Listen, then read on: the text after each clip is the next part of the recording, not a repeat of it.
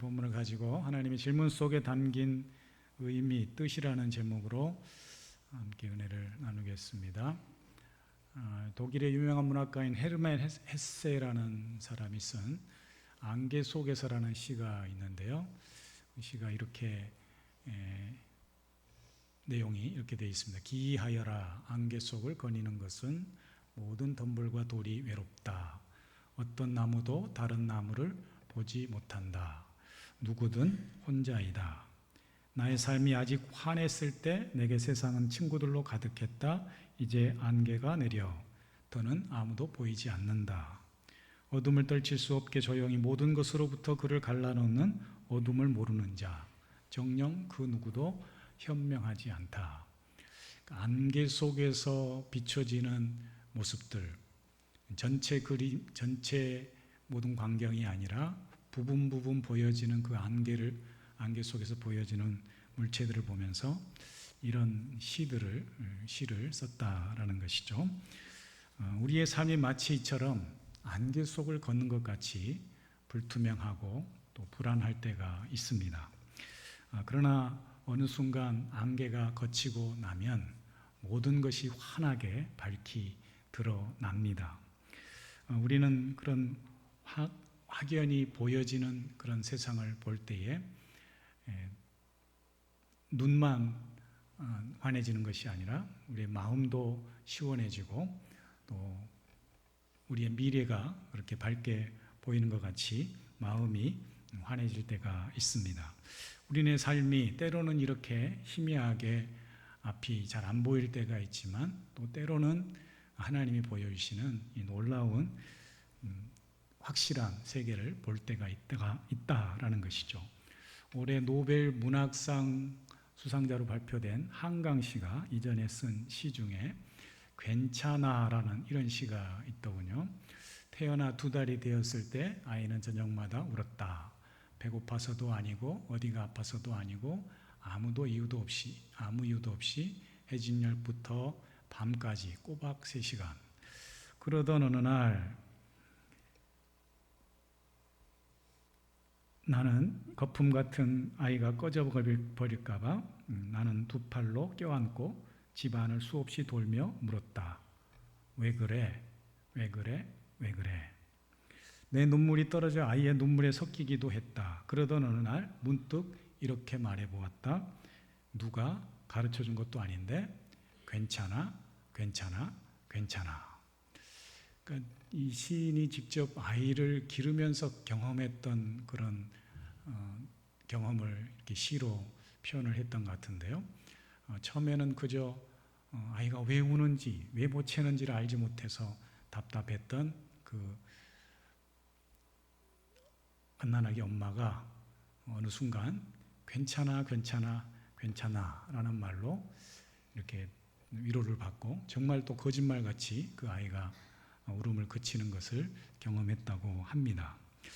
그럴 때가 있습니다. 우리가 살아가면서 이유도 모른 채 끝모를 그런 막연한 길을 가는 것 같은 그런 막연한 때가 있습니다. 그러나 어느 순간 이해가 되고 생각의 새로운 문이 열릴 때가 있다라는 것이죠. 우리가 아는 것과 모르는 것의 큰 차이가 이렇게 큽니다. 그래서 어쩌면 우리가 모르는 길을 갈 때는 굉장히 멀어 보이고 시간이 안 가는 것 같지만 아는 길을 돌아올 때는 굉장히 시간이 짧게 느껴지는 것을 우리 경험하기도 하는데 마치 우리의 인생길이 아는 것과 모르는 것과의 길을 가는 것과 같은 그런 때를 경험하기도 한다라는 것이죠. 욥기서를 읽다 보면은 우리는 마치 안개 속을 걷는 것과 같은 그런 인생의 끝없는 질문과 의심을 갖게 됩니다. 인생은 왜 고난을 겪어야 되는가? 왜 선하신 하나님께서 우리 인생에게 이런 고난과 아픔을 허락해 주셨을까? 우리에게 고난을 주시는 하나님은 과연 선하신 분일까? 이런 끝없는 의심을 하게 될 때가 있다라는 것이죠. 그래서 욥기서가 1장부터 42장까지 있는데 이 42장 욥기서를 다 읽고서도 인생에 대한 해답이 또 우리 안에 있는 질문들이 다 풀리지 않을 때가 있다라는 것입니다. 오늘 우리가 하나님과 욥의 대화를 보면서 다음 몇 가지 신앙의 교훈을, 중요한 가르침을 발견하게 됩니다. 첫 번째는 하나님께서 폭풍우 가운데 욥에게 찾아와 말씀하고 계시다라는 것이죠. 하나님께서 폭풍우 가운데 욥에게 찾아와 말씀하셨다. 이건 뭘 의미하는가? 하나님께서 우리에게 반드시 찾아오시고 반드시 말씀하신다라는 것을 우리가 알 수가 있는 것이죠. 본래 폭풍우, 하나님이 우리에게 찾아오실 때에 폭풍우로 찾아오셨다 그랬는데, 이 폭풍우가 성경 속에서는 여러 가지 의미가 있지만 첫 번째는 재난, 재앙, 진노, 이런 의미가 담겨져 있습니다. 그래서 그 대표적인 말씀이 욥기서 앞에 보면 9장 17절에 이런 말씀이 있어요. 그가 폭풍으로 나를 치시고 까닭없이 내 상처를 깊게 하시며. 욥이 고난을 당하고 난 이후에 했던 고백입니다. 그 고백이 바로 폭풍으로 나를 치셨다, 하나님이 나를 치셨다, 이렇게 고백하고 있다라는 것이죠. 욥이 어느 날 갑자기 불어온 폭풍으로 인해서 자녀들을 다 잃고 또 부인도 떠나가고 가정이 풍비박산이 나는 그런 어려운 일을, 고난을 경험하게 됩니다.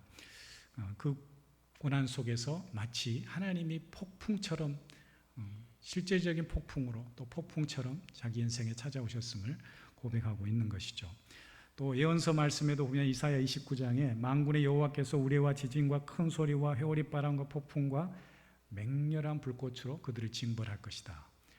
폭풍과 맹렬한 불꽃으로 징벌한다, 이런 표현이 나옵니다. 또 예언서 예레미야 23장 말씀에도 보면 보라, 여호와의 노여움이 일어나 폭풍과 회오리 바람처럼 악인의 머리를 칠 것이다, 이런 말씀도 있습니다. 그래서 성경에는 폭풍이라는 의미가 어떤 재앙, 하나님의 진노, 이런 의미가 담겨 있다라는 것인데요. 그런데 동시에 이런 징벌, 재앙, 이런 의미만 있는 것이 아니라 하나님의 찾아오심, 하나님의 현현, 하나님의 나타나심을 표현할 때도 이 폭풍우가 쓰이고 있다라는 것이죠. 하나님께서 이스라엘 백성들을 애굽에서 건져내시고 시내산에서 십계명 말씀을 주시기 전에 모세에게 명하여서 이스라엘 백성들을 준비시키죠. 그리고 하나님이 시내산 가운데 친히 찾아오시는데 그 광경이 출애굽기 19장에 보면 이렇게 되어 있습니다. 셋째 날 아침에 우레와 번개와 빽빽한 구름이 산 위에 있고 나팔 소리가 매우 크게 들리니 진중의 모든 백성이 다 떨더라. 모세가 하나님을 맞으려고 백성을 거느리고 진에서 나오매 시내산에 연기가 자욱하니 여호와께서 불 가운데 강림하셨다, 이렇게 되어 있습니다. 여호와께서 불 가운데 강림하셨다. 또한 우리가 잘 아는 하나님께서 엘리야를 호렙산에서 만나 주시는데요. 그 호렙산으로 찾아오신 하나님 역시 이렇게 표현이 되어 있습니다. 열왕기상 19장 말씀 보면은 여호와께서 지나가시는데 여호와 앞에 크고 강한 바람이 산을 가르고 바위를 부수나 바람 또 지진 불이 다 지나고 난 이후에 세미한 소리로 찾아오셨다. 그러니까 하나님이 찾아오실 때도 이런 다양한 모습으로 찾아오시는데 바람, 지진, 불, 이런 폭풍과 같은 그런 모습으로 찾아오기도 하신다라는 것이죠. 이처럼 하나님의 현현은 조금씩 차이가 있긴 하지만 당신의 백성들에게 친히 임재하셔서 찾아오셔서 말씀하시는 분이라는 것을 알 수가 있습니다. 오늘도 욥에게 폭풍우 가운데 찾아오셔서 말씀합니다. 그 폭풍우가 우리에게는 두려움이 될 수도 있고 불안함이 될 수도 있지만, 그러나 그 폭풍우 가운데 말씀하시는 하나님을 우리가 만나게 되면 마치 안개가 걷히고 어둠이 걷히고 새로운 세상을 보는 것과 같은 놀라운 은혜를 경험하게 되는 것이죠.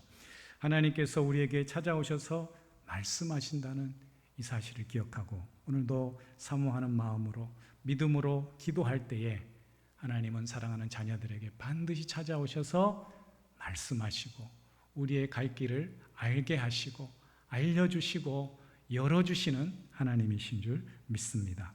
그 여호와 하나님의 특별한 찾아오심, 말씀하심의 은혜를 경험하는 저와 여러분이 될 수 있기를 축복합니다.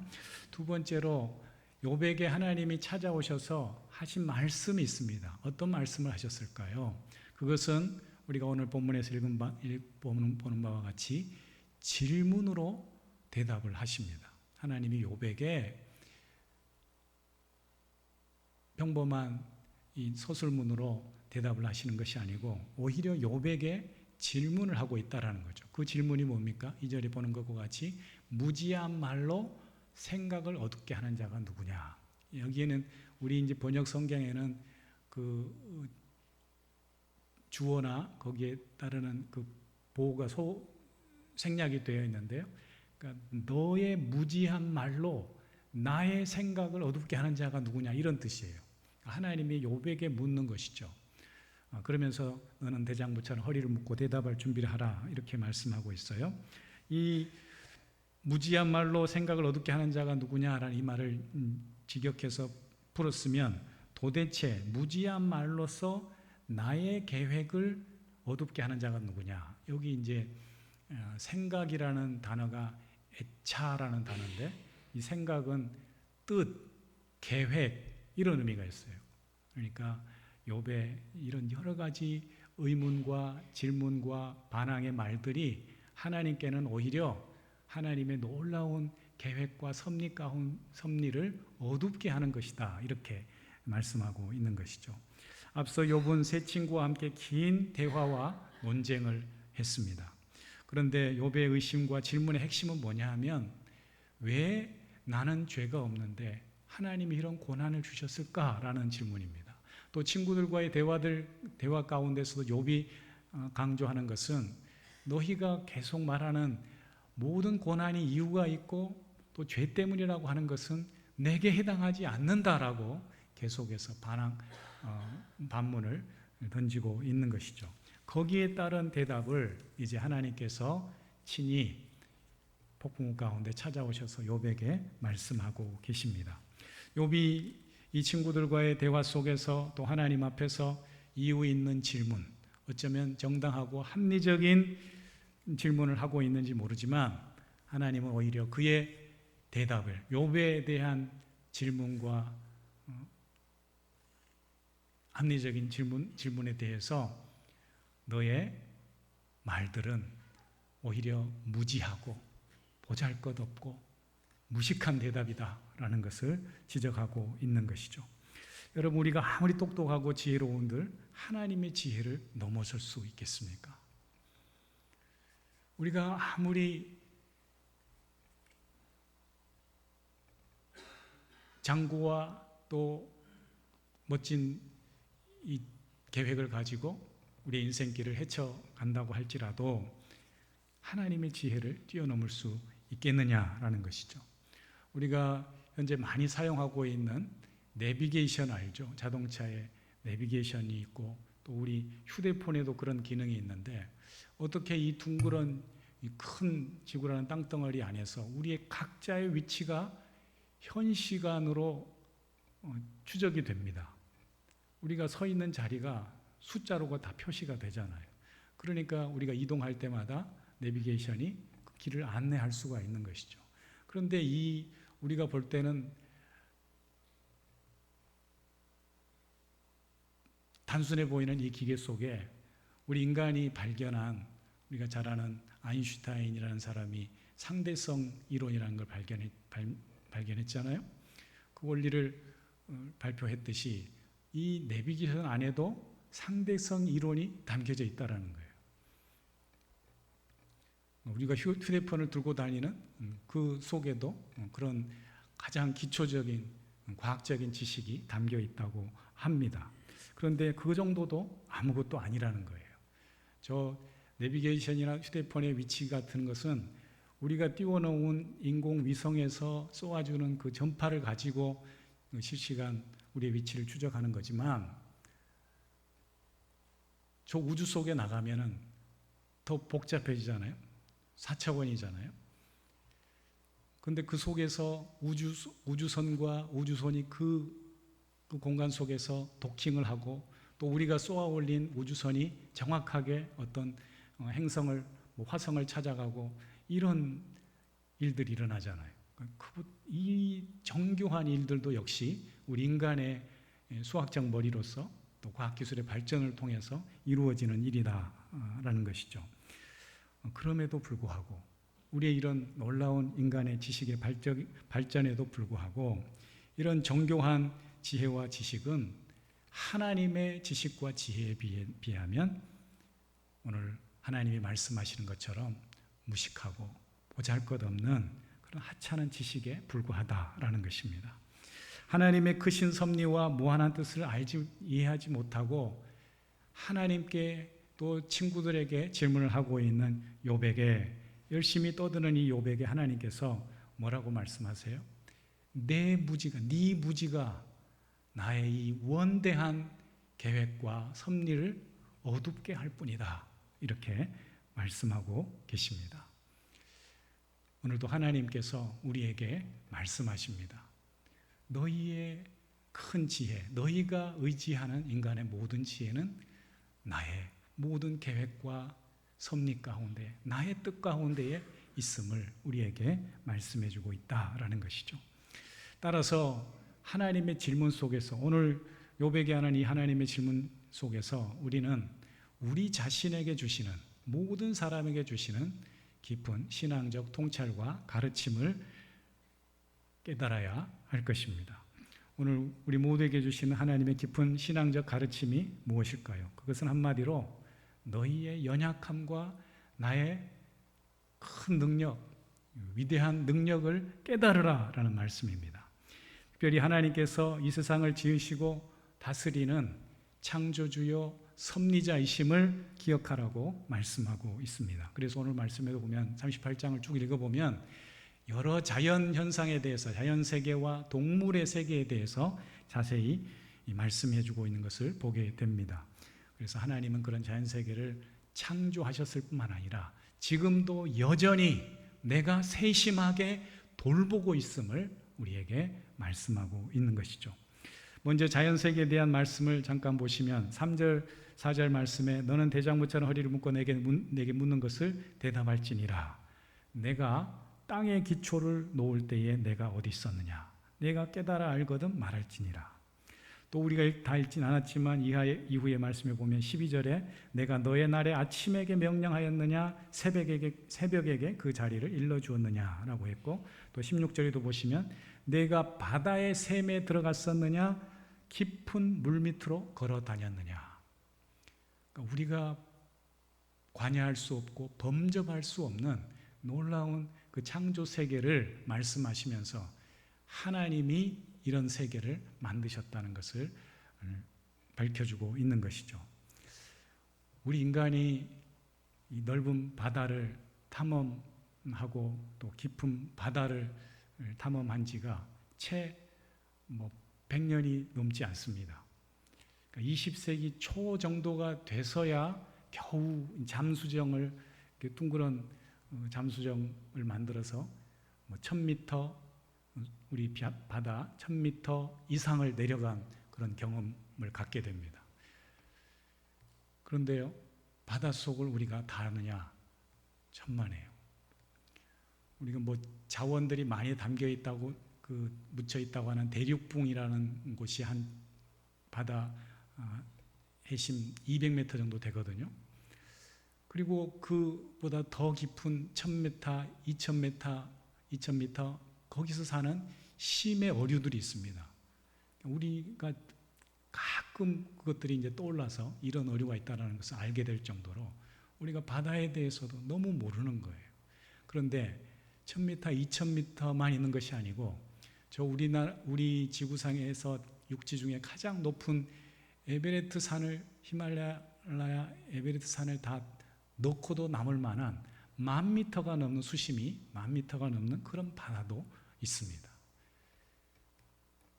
그러니까 우리가 얼마나 보잘것없는 존재라는 것을 하나님의 창조 세계에 비춰보면 잘 알 수가 있는 것이죠.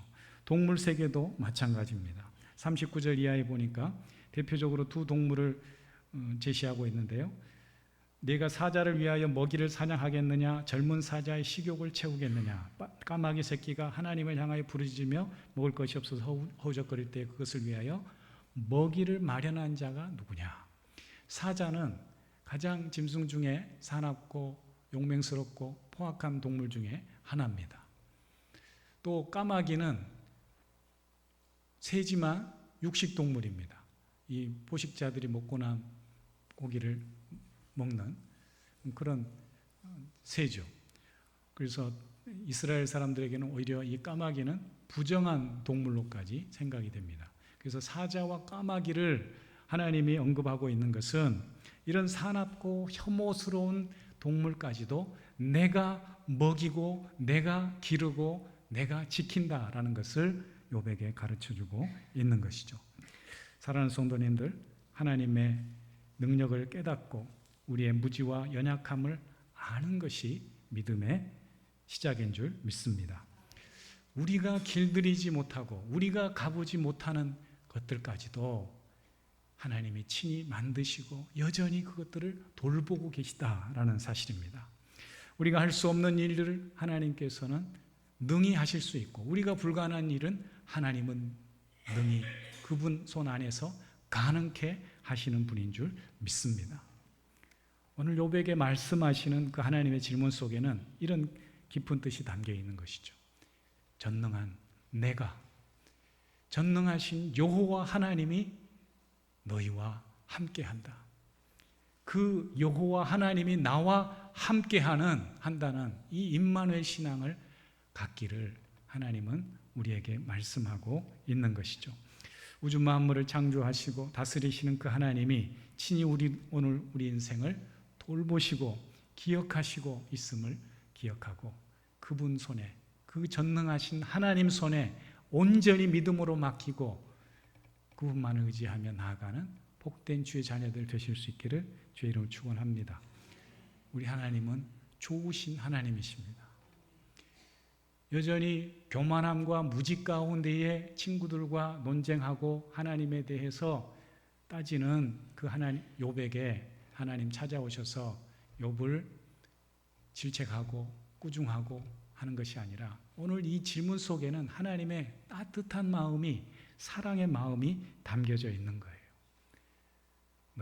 너의 그 연약함을 인정하고 나의 이 놀라운 능력과 위대함과 나의 큰 뜻과 섭리를 믿어라 하고 말씀하고 있다라는 것이죠. 이처럼 믿음은 하나님의 지혜와 능력을 의심 없이 받아들이고 우리의 삶을 그분께 온전히 의탁하는 것입니다.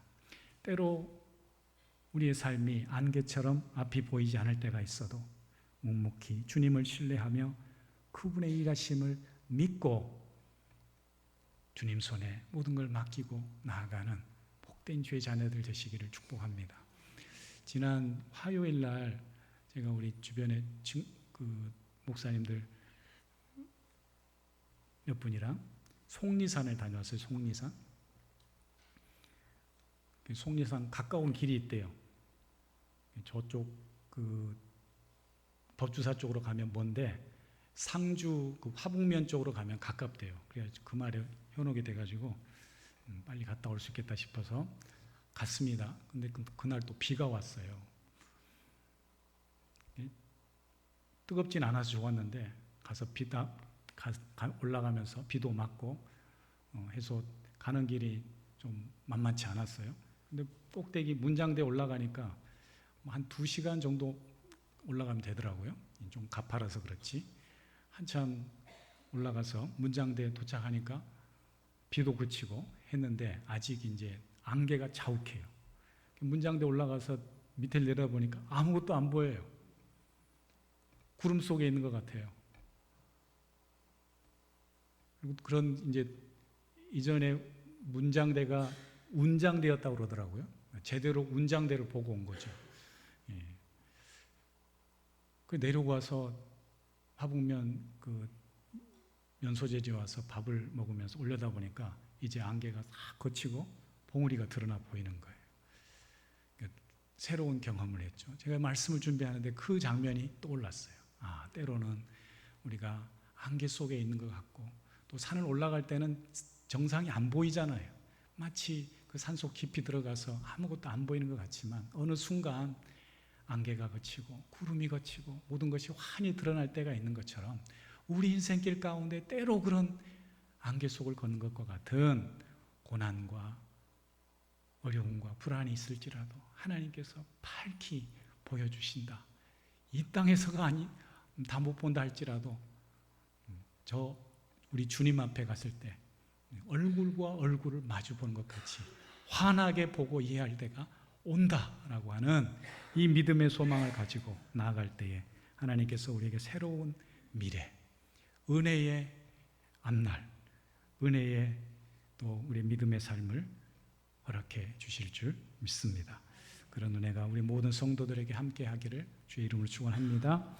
기도하겠습니다. 하나님 아버지, 이 어두운 세상 가운데서, 혼탁한 세상 가운데서 우리에게 전능하신 여호와 하나님이 있음을 기억하고 좋으신 우리 아버지 하나님이 있음을 기억하고 주님께 모든 걸 믿음으로 맡기고 나아갈 때에 주님이 주시는 참된 위로와 기쁨과 소망이 넘치는 복된 우리 주의 성도들의 삶이 될 수 있도록 은혜를 베풀어 주시옵소서. 예수님의 이름으로 기도합니다. 아멘.